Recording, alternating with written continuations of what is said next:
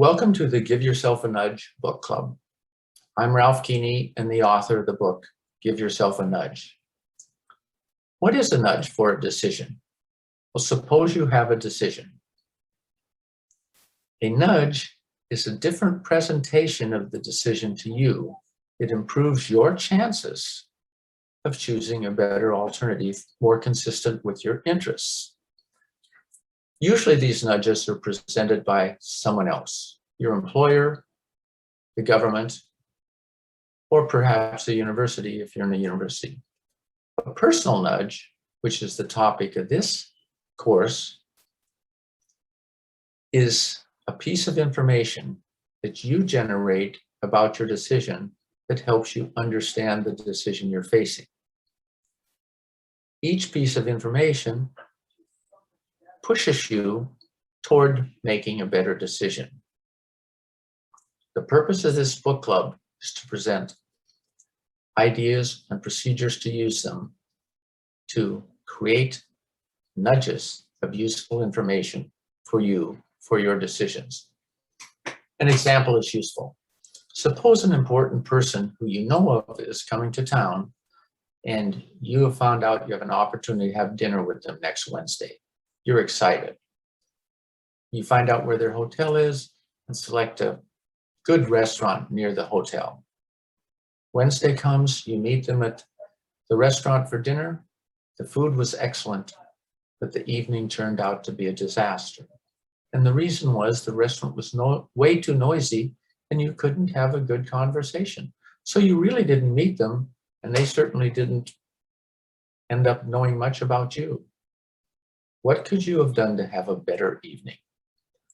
First, you might have stated your decision differently, not to find a restaurant that had good food, but rather to find a location for a quality discussion that also served decent food. Had you had that decision, you never would have chosen this restaurant and clearly would have had a better place. Even if you did keep your same original decision to find a great restaurant, you might think of your objectives for the evening. And one would be, well, I'd really like to get to know this person, have them know something about me. Or objectives for the restaurant. You might say, I'd like to have a quiet spot there so we could talk. Either of those would have been a nudge that pushed you away from choosing the restaurant you did, and you would have been in much better shape, likely.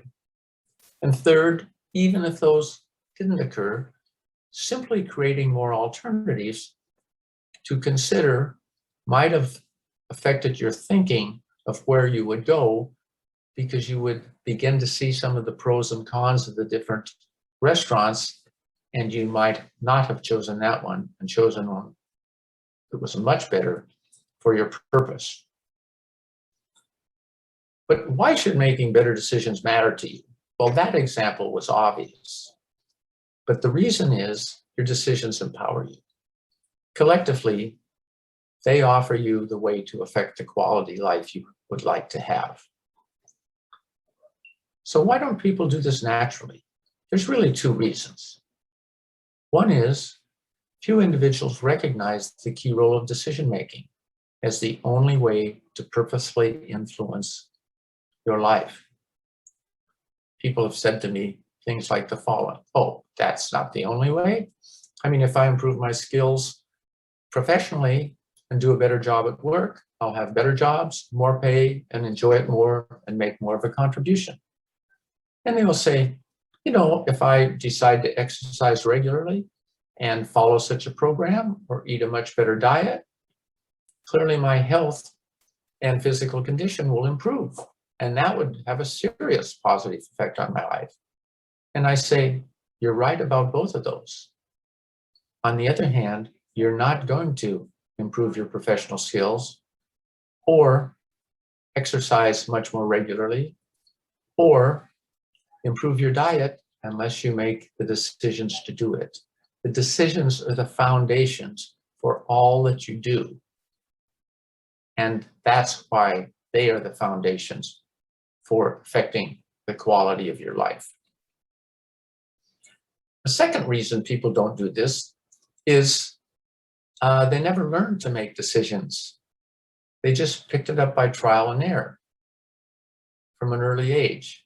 As a result, we each have what now is known as many cognitive biases and shortcomings in our decision-making that have been discovered by people in behavioral economics and in psychology. Concise summary of these findings is that decisions are often inadequately understood when a choice is made, and the way a choice is presented can have a great influence on the alternative that is chosen. This book club presents numerous ways to limit these biases and shortcomings and improve our decision-making, which of course has a positive effect on our life. As you will learn in this book club, it will not be difficult to use these ideas, and if you try them out, you will certainly have positive effects that I think you will enjoy. Thank you.